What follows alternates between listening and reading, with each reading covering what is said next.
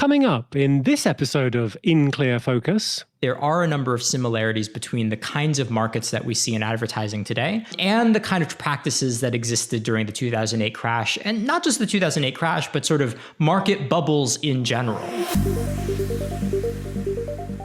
You're listening to In Clear Focus, fresh perspectives on the business of advertising, produced weekly by Big Eye. Hello, I'm your host, Adrian Tennant, VP of Insights at Big Eye, an audience-focused, creative-driven, full-service advertising agency. We're based in Orlando, Florida, but serve clients across the United States and beyond. Thank you for joining us.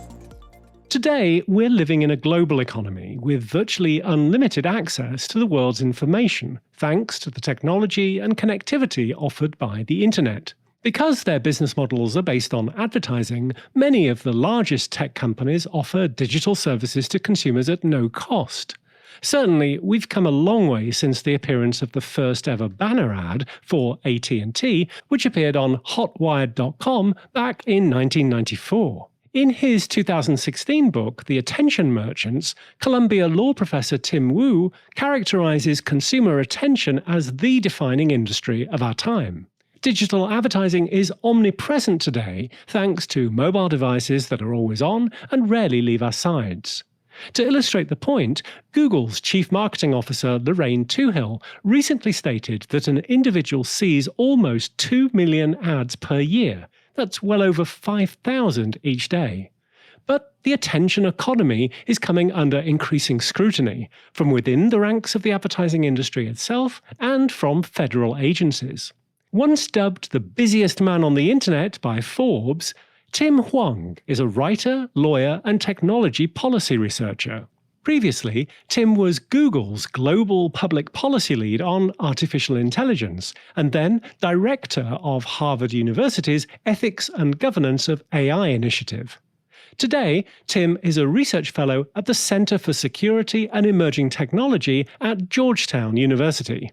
Tim's book, Subprime Attention Crisis, Advertising and the Time Bomb at the Heart of the Internet, was published last year and investigates the ways in which big tech monetizes users' attention. Tim suggests that the internet has a precarious future, likening the programmatic ad ecosystem to the housing bubble of 2008. To talk more about this, as well as artificial intelligence and big tech, Tim is joining us today from his home office in New York City.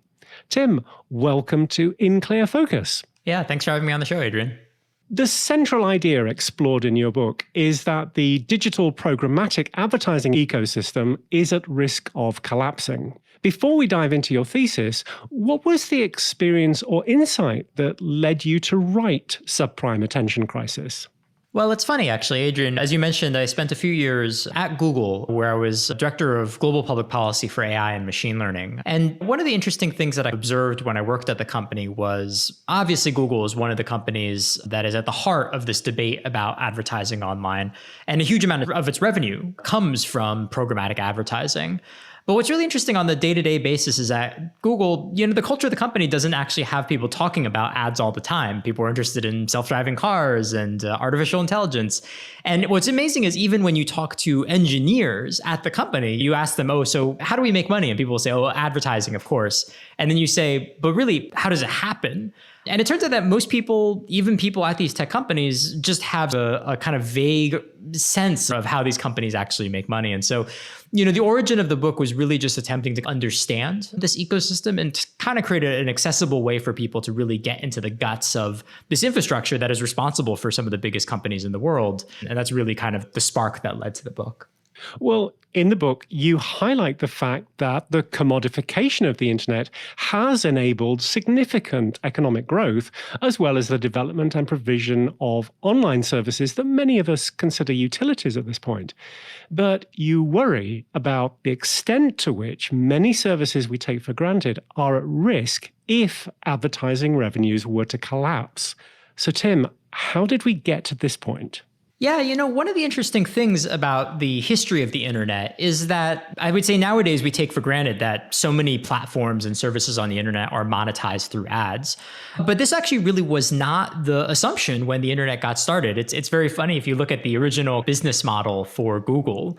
They assumed that actually a small, tiny amount of their revenue would come from ads and that they would actually make money licensing their algorithm to companies, which is such a quaint business model in some ways. And what we discovered and have discovered over the last few decades is just that advertising has turned out to be such a prolific and powerful way of generating huge amounts of money extremely, extremely quickly. Because essentially what you're able to do is offer a service for free, which makes it really attractive to people, right? They don't have to pay anything to get the benefit from these services.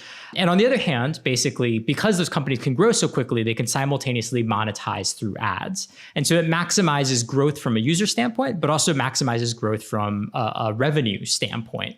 And that has just turned out to be a very attractive model, almost to the extent where nowadays the assumption is that you will do an advertising-driven business model. And if you're trying to do an alternative, that's kind of the burden that you have to overcome, right? Investors will look at you and say, is this subscription business model really going to work? Why aren't you doing advertising? And I think that's mainly the reason that we ended up where we are.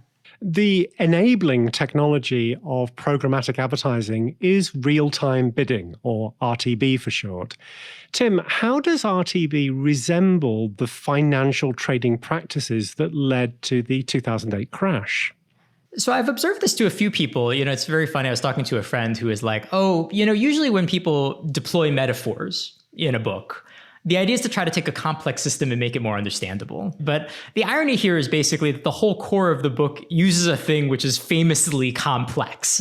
If you read the book, you'll have to be the judge as to whether or not this is a successful strategy at all. But I do think the core of the book is really to argue that there are a number of similarities between the kinds of markets that we see in advertising today and the kind of practices that existed during the 2008 crash. And not just the 2008 crash, but sort of market bubbles in general. And I think that's a good way of thinking about it without having to get too far into the weeds, which is basically that there's always a couple of ingredients that we see throughout history that are really associated with a market bubble. The three components, my argument would be, is opacity. It's very difficult to see what's going on in a marketplace. Perverse incentives. You have people who have a lot of incentive to boost the perceived value of a market without really having to recognize reality. And then finally, you have declining asset value. Basically, the thing being traded that we think is so valuable is getting less and less valuable over time. And so what you end up with is a market where you can't really see what's going on. There's lots of people telling you that everything is great, but the thing that's actually being sold is not so great. And that creates the bubble, right? Because when people realize that things are maybe not as great as they seem, there's panic in the marketplace. And the claim is basically that what's happening in programmatic advertising has a lot of similarities to the three characteristics that I just mentioned. So one of them is opacity. It actually turns out that it's really, really difficult to see what's going on in the marketplace. There's a huge amount of fraud. There's a huge amount of inaccurate metrics. There's a huge amount of brand safety issues. And these are all really difficult for people to figure out, in part because we've generated such a massive system that's just difficult to monitor. We secondly have a group of people who have very perverse interests. One of the stats is that about 50%, if not a little bit more than that, of every dollar spent on programmatic advertising is consumed by an ad tech company. Well, that tends to create a huge incentive on the part of the ad tech company to keep this casino rolling, whether or not it's actually really effective for their clients. And then finally, we have declining asset value, which is that there's been an assumption for a very long time that programmatic advertising works on a fundamental level, that you can direct a message to a person and get them to do what you want them to do, either vote for a candidate or buy a product.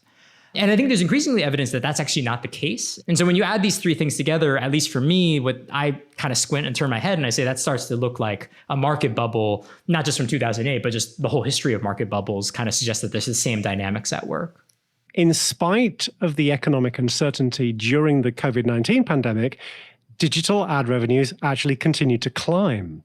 US programmatic digital display ad spending grew 10% in 2020 to $66 billion. This year, eMarketer predicts revenues will reach $81 billion. Tim, what do you think could trigger a collapse in programmatic advertising as severe as the 2008 subprime mortgage crisis? Sure. And I think this is actually where I think a comparison to things like 2008 are actually very helpful. Because just because a lot of money is flowing into a market, it's a fallacy to believe that that tells us that the market is healthy. I think one of the worst arguments I've gotten from people in the advertising industry who hate the book say, well, how could all these billions of dollars be wrong? Right? And I say, look at the 2008 crisis, right? On the eve of the financial crisis of 2008, people basically said, well, look, there's so much money flowing and how could it possibly be going wrong? And so I don't think that's an indicative fact, right? All it tells us that there's people spending money doesn't necessarily tell us whether or not the market is healthy or not. Now, I think you ask the $81 billion question, right? Which is, okay, what could cause the collapse? And I think one of the things that I'm looking at very closely is actually what's happening in the regulatory space. So what we see right now is privacy laws being passed in Europe. California has a law called the CCPA. There's a bunch of state level laws in the US that are doing the same. And, the advertising industry has made the argument that you'd expect them to make, which is don't put these regulations into place because it will kill our business. If we don't have this data to target, then we can't possibly operate as a business. I actually think that there might be a very perverse outcome from these laws where the laws go into place, advertisers lose access to the data, but it turns out that advertising is okay, that it actually doesn't really change the effectiveness of ads. And I think that actually triggers a potential collapse because everybody suddenly says, okay, so what have we been doing all these years, collecting all of this huge amount of data about people? What does all this behavioral targeting do? What does all this artificial intelligence do in targeting ads? And if it all turns out that that was worthless in the end, that we ran this experiment, it turns out that you don't really need access to this data, I think that is the kind of shock to the system that could really cause a kind of collapse. DigiDay published a story about Democratic Senator Ron Wyden's proposed legislation that could place restrictions on ad tech data flows outside the US. Magnite and Twitter, among others, have ad tech partners based in countries deemed high risk. In a statement sent to DigiDay, Senator Wyden says there's a clear national security risk whenever Americans' private data is sent to high-risk countries like China and Russia, which can use it for online tracking as well as to target hacking and disinformation campaigns. Tim, do you agree with the senator's position? I agree and disagree, right, is actually how I'd address this question. Because I do think that my argument kind of cuts in a couple different ways. And one of the unexpected ways that you might be interested in how this argument cuts is that basically it casts some doubt on whether or not disinformation campaigns, micro-targeting, whether or not that all actually works. I thought one of the most interesting things coming out of the Cambridge Analytica scandal was that the British privacy regulators did a postmortem, an agency called the ICO. And that agency concluded that even though there's a huge privacy violation in the Brexit vote, it turned out that they couldn't find any evidence that any of that psychographic targeting did anything at all in terms of actually influencing the vote. And so I guess I disagree with Senator Wyden when he says that the risk here is that it facilitates disinformation or influence campaigns, right? I think you should be rightly skeptical as to whether or not all of this data actually amounts to anything. Now, on the other hand, though, I think the correct argument is, well, we should still take action because it's a huge privacy violation. And I definitely agree with Senator Wyden there, right? Which is, there's a great paper that came out of the University of Washington a few years ago that concluded that you can use geofencing in the advertising system to basically monitor when an individual person is at their house or going to work or whatever. And a lot of our research suggests that there's a lot of these data leakages in targeting ads that really are quite privacy invasive. And I think it actually, in some cases, is a national security risk because it might be really useful to know, oh, when are people going to the DoD? When is this person moving from one military base to the other? And it actually turns out you can facilitate some of that through the advertising ecosystem. It's an unintentional side effect, but I think a real national security risk. Well, concern about big tech has emerged as a bipartisan issue. This year has seen the publication of both Antitrust, authored by Democratic Senator Amy Klobuchar, and The Tyranny of Big Tech by Republican Senator Josh Hawley. How do you see things playing out for big tech companies over the next 2 to 3 years, especially with Lina Khan, who's been critical of big tech, now heading up the Federal Trade Commission? Yeah, it is actually really interesting how it's evolving in DC right now, because needless to say, we don't live in a particularly bipartisan time, probably the understatement of the century. But it is interesting to me that whether you are a hardcore progressive or a diehard Trumpist. It actually has turned out that both sides agree that something needs to be done about big tech. And so I do think that the next 2 or 3 years really are the Super Bowl, if you will, of tech policy. That if something big is going to happen, it's going to happen in the next few years when there's clearly big public concern and big policy concern about these companies and what they've become. Now, there's actually an interesting question about Lina Khan and kind of her view around some of these things, and particularly relevant your question because just today, Amazon actually filed a petition trying to get Lina Khan disqualified from participation in antitrust prosecutions, arguing that basically she's prejudged the situation given her previous publications. And so I think the fight is really becoming a knife fight, and I think it actually is getting quite dirty in some ways. But I do believe that I think the tech companies are on defense now. And I think really now the question is, can we really articulate what we think is the right way forwards, right? Like what is the kind of internet ecosystem that we want to live in? And I think this is where maybe the bipartisan consensus breaks down. And I think this is the trouble is, can we move beyond simply having hearings where we yell at Mark Zuckerberg to actually making real policy in the space? That is the challenge that I think we find ourselves faced with. But I think if there is a time for it to happen, it's going to happen in the next few years. Let's take a short break. We'll be right back after this message.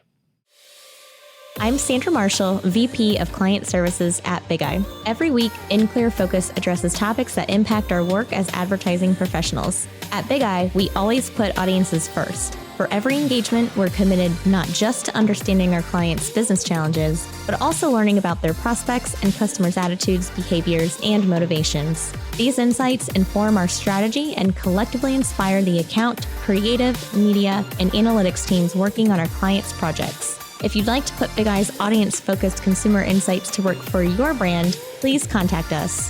Email info@bigeyeagency.com. Big Eye, reaching the right people in the right place at the right time. Welcome back. I'm talking with Tim Hwang, the research fellow at the Center for Security and Emerging Technology at Georgetown University. Tim, let's talk about artificial intelligence. We're seeing AI and machine learning in advertising and marketing contexts more and more often. Cognitive, spelled without an E, describes itself as the leading custom AI delivering adaptive algorithmic advertising. It promises to, quote, predict consumer behavior and drive full funnel marketing performance at scale through the power of custom deep learning solutions, end quote. Our podcast guest last week was Melanie Diesel, the first director of branded content for the New York Times and an expert in content strategy. We talked a bit about some of the AI-assisted writing tools now available, many of them based on technology created by OpenAI called Generative Pre-trained Transformer 3, or just GPT-3 for short. Tim, could you give us some background on this technology and why we're seeing new tools now? Sure, can definitely do that. I'll give you the 30-second explanation of machine learning, and so you can bring that hopefully into your work if you're listening to this podcast. One way of thinking about how we've programmed computers in the past has been that we basically program explicit rules into a computer. So imagine a task where we say, okay, we want to teach a computer basically how to recognize a cat in a photo. Well, the old way of doing it basically is that we get a bunch of smart people together, they would stroke their chins and say, okay, well, cats have pointy ears and they're fluffy and they fall within these kinds of colors. So let's program those rules into a computer. And when a computer can see a photo, they can say, oh, does it have pointy ears? Does it have these colors? Is it fluffy? And really for a long time, one of the sort of big ideas in computer science has been the notion of doing machine learning, which is, okay, rather than us explicitly programming rules into the computer, how about we just show the computer a bunch of photos of cats and have it guess, basically. We say, computer, is this a cat or a dog? And it'll say, oh, I think that's a dog. And you'll say, oh, no, you got that wrong. That's actually a cat. And it turns out if you do this with millions of images, sometimes even billions of images, the machine actually gets really, really good at figuring out how to do this without us having to explicitly program in rules. And it can do this basically because it's really good at identifying patterns in data. Now, for a really long time, the reason this was considered a big dead end was in part because we were missing two big things. One of them is that we just didn't have a whole lot of data lying around. So when they were working on this in the 50s, you would say, oh, I have 20 Polaroids of cats. And it turns out the machine can't just learn with that small amount of data. Second one is that the kind of computational tasks that need to happen in this process are pretty computationally intensive. And it turns out that in the 2000s, we sort of figured out what was the right kind of hardware infrastructure, the right sort of chips to really make this happen in a really powerful, efficient way. And so because we have these two things, we're actually finding that machine learning is really, really good at a number of tasks, right? So for image recognition, it actually turns out to be a great technology. Now, some of the examples that you quoted are in the advertising space, right? And I think the dream of AI and advertising is the notion of, okay, we have all of this data about consumers. Could a machine do a better job at figuring out what they want and what kind of messages will be credible to them that a human might not be able to do? I tend to be a little bit of a skeptic here, right? Some of the things that we're finding is that, ironically, AI algorithms in advertising find people who would have bought the product anyways. That's in fact how good they are, is that they have patterns about who bought your product and they just find more of those people. And so one of the big questions is whether or not these AI solutions and ads really end up shifting people's behavior, or if it's really kind of correlation rather than causation, right? We show you an ad, but you would have bought the product anyways. So I think we're still working through some of these things, but that's kind of the quick nutshell of the technology, why we're seeing it, and I guess my view on its application in the ad space. Well, I watched a webinar a few days ago in which an influencer demonstrated her process for creating 3 months worth of social posts in just 3 hours using a GPT-3 writing tool. Tim, as a writer yourself, how do you feel about an internet filled with AI-generated content? Yeah, and you're actually touching on a nice little kind of coda to the explanation that I just gave around AI. As I mentioned, really what you're doing in machine learning is you're trying to get the machine to understand a pattern, right? Whether or not that's a pattern of how cats look or the pattern of the way a stock moves up and down. And one of the interesting things that we've discovered is once a machine learns those patterns, you can actually configure it so it spits out more examples of what it's learned in ways that, have never existed, right? So you basically train it on a number of images of cats. It can generate infinite images of cats that have never existed before. And this is what we're seeing with technologies like GPT-3, which is basically you train a machine learning algorithm on all the text on the internet. And it actually turns out that it ends up being pretty good at writing articles. And so I personally am really excited by experiments in this space, that I do think that one of the really interesting things we're going to find out is what are the kinds of writing that is really easy for computers to do, and what is the kind of writing that makes it really, really hard. And then additionally, I think there's this social question, right, which is what are we comfortable with machines writing? And at least for me, I have a friend, Robin Sloan, who's a science fiction writer who does a lot of these experiments in kind of programmatic writing. And from some of the things I see, I do really believe that we might go into a future of sort of computer-assisted writing, which actually could be really exciting and actually produce more creative work than a human writer working alone. And that doesn't scare me. I think that's actually something that's worth experimenting and exploring. So you would see these as assistive tools rather than authors in their own rights, as it were? I mean, let's see if they can be authors in their own right. I mean, I do think that, my long bet is in, 10 years, we will have a totally programmatically generated book that hits number one, right? That actually happens. Well, McKinsey just published a report identifying 56 foundational skills that it believes citizens will require in order to future-proof themselves for the world of work, defined as distinct elements of talent, or deltas. Among those with the highest correlation to a person's level of education are digital literacy, programming, data analysis and statistics, motivating different personalities, and interestingly, inspiring trust. Broadly, what kinds of issues should governmental agencies be thinking about in terms of the relationships between human capital and AI systems? Yeah, so this is a deep question and something that I think a lot about. And it is interesting, before I kind of launch into my answer, I will sound a note of disagreement with the McKinsey report. Actually, I think one of the interesting things that you should maybe avoid working in is actually programming. One of the interesting things that we're finding actually is that AI systems are actually pretty prolific at generating code. And we might actually live in a world where a lot of the work that developers do on a day-to-day basis gets replaced by machines. And so you have computers programming themselves, which I think is like a fascinating outcome, but is also, I think, something that we need to think seriously about, right? Which is this thing that we've thought of as like, oh, you really need to go into computer programming. That's really the growth industry. In some ways, by the time we are thinking that, it's already too late. People are finding ways of commoditizing it and automating it. And it actually may not be the skill that you really want to invest in the future.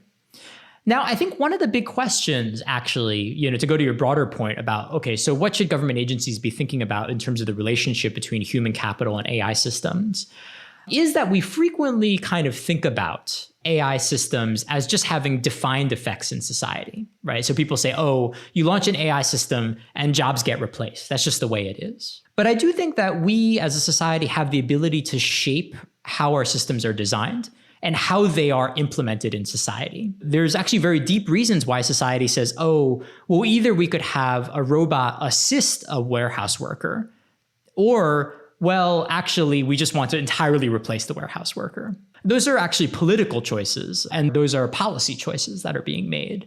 And so one of the things I think that sort of governments really need to be thinking about is not necessarily what will technology do to us, but more actually, how do we want to shape technology's integration into society? And to realize that we actually have an ability to kind of shape what role we actually want tech to play. And I think that's one of the biggest things that I would kind of urge government agencies thinking about these issues to kind of keep in mind as they craft policy and whatever it is, self-driving cars, labor rights, the regulation of capital markets, right? I think these are all kind of tied together. Computers writing code without human intervention. Tim, I've got to ask you, how close are we to the singularity? So I am a deep singularity skeptic. I feel like everything that we've seen in technology actually is incredibly powerful, but incredibly narrow systems, right? So, for example, the DeepMind system that beat Lee Sedol, right, like the Go champion a number of years back, that system's never going to wake up one day and decide what it really wants to do is drive cars. And so what we have basically is ultimately, in many cases, we still set the parameters of the technology and what we want it to do. And so I am very skeptical about the idea of these systems escalating out of our control. More typically, what will happen is that the sort of incompetent deployment of these technologies, or the overly optimistic or naive deployment of these technologies, is really where most of the harm is going to be versus a Skynet type situation. Tim, how do you foresee artificial intelligence evolving over the next few years? Yeah, so some of the most interesting things I think that are happening in AI, really I think there's two trends that I'll point out. One of them is I think we're moving from a phase in which AI was very much kind of like a lab experiment, right? Like something that nerds put together and demonstrated that they can do incredible things with, to the realm of sitting back and being like, okay, so what is it actually good for? And how do we actually make it usable by people who don't have a PhD in machine learning? And so I think there's a bunch of really interesting work that's going to happen over the next few years, looking and thinking about what is the UI and the UX of AI. How do we interact with these systems? How do we make them usable? How do they signal to us that something is going wrong? These are actually really deep issues that I do think that there's a lot of really interesting work happening on the front of. A second domain that I think is really interesting is that one of the things that we've learned from these technologies is that if you deploy them incorrectly, a lot of bad things can happen. And one of the things that can happen is AI systems are kind of dumb in their way, right? Like they basically just learn the patterns in the data that we give them. And so there's been really interesting incidents where we say, okay, we train a facial recognition algorithm on only faces that have lighter skin tones. And it turns out that actually then people are not sort of recognized if they have darker skin tones by the system. And so I do think that there is a whole lot of research work and also, frankly, kind of political work to be done, thinking about, okay, so how does society really want to create requirements around these systems, right? If we're going to deploy a facial recognition system, A, do we want it at all? And then B, if we do, right, like how should it be designed? What are the requirements for it to be designed and deployed? And I think that kind of universe of fairness in machine learning, but I think obviously it's a much broader concept than that, is going to be where a lot of the action is over the next few years. Let's switch gears. Tim, back in 2009, you created the Awesome Foundation, which has a stated mission of forwarding the interest of awesome in the universe $1,000 at a time. Tim, can you tell us what the foundation is and how it awards grants? Sure. So the origin of this project was basically I had a couple friends who were applying to foundation grants. You know, they were trying to like get money for their art projects or their research projects or what have you. And all of them would go into this with a whole lot of enthusiasm and basically come back a little later incredibly depressed. And the reason they were incredibly depressed is because if you've ever applied for a grant before, you know the process is extremely bureaucratic, extremely slow, and really raises questions as to whether or not it's like worth the money at all. And so we kind of started the Awesome Foundation as in some ways like a punk rock philanthropy, if you will. Really simple idea. You get 10 people together, they each contribute $100 a month, and it creates a $1,000 grant. And that grant is basically just given no strings attached in cash, right? Sometimes we just give it in a paper bag to someone to do a project that is awesome. And there's no other criteria than that. And it turns out when you do that, there's actually a lot of projects that are just waiting to be done that are kind of unleashed by this way of giving out grants. And so a number of years later, we've given out a few $1 million. There's chapters all around the world. And it's really become kind of a network of giving circles around the world that give grants to sort of weird, sort of oddball type projects. And yeah, that really is the kind of core of the Awesome Foundation, is a sort of community of people, I would say, that are committed to giving these fun grants, often in their local neighborhood or city. Do you have some favorite examples of projects that have been funded? Yeah, well, I'll name one of my favorites. So the chapter in DC is a very active chapter. They're a really awesome community. And they funded someone a number of years back who basically converted an alleyway in their neighborhood to a simulation of the Indiana Jones Temple of Doom, right? Where a big boulder is rolling after you and you run away. And so the experience is you'd be able to go in, you would get to put on a leather jacket and like a hat, and they would push this big inflated boulder towards you as you ran away while, of course, the music played. And it was just so great. It was like a very fun, cheap project that sort of like, was kind of a fun thing to have in the neighborhood. And I think really kind of captures in some ways the sort of like spirit of the type of projects that happen through the foundation. If In Clear Focus listeners would like to learn more about you, your work at the Center for Security and Emerging Technology, your book, Subprime Attention Crisis, or get involved with the Awesome Foundation, where can they find you? Sure. Yeah. So I'm just at Tim Hwang. So Tim Hwang, TIMHWANG.org. That .com, I believe, goes to a Korean pop star of the same name, which is not me. And I'm also on Twitter on the same name, and that's probably the best way to keep up with my projects. Tim, thank you very much for being our guest this week on In Clear Focus. Yeah, Adrian, thanks for having me. Thanks to my guest, Tim Hwang, author of Subprime Attention Crisis and a research fellow at the Center for Security and Emerging Technology at Georgetown University. You'll find a transcript with links to the resources we discussed today on the In Clear Focus page at bigeyeagency.com under Insights. Just click on the button marked Podcast.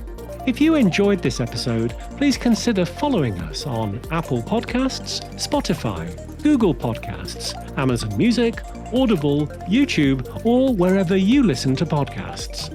Thank you for listening to In Clear Focus, produced by Big Eye. I've been your host, Adrian Tennant. Until next week, goodbye.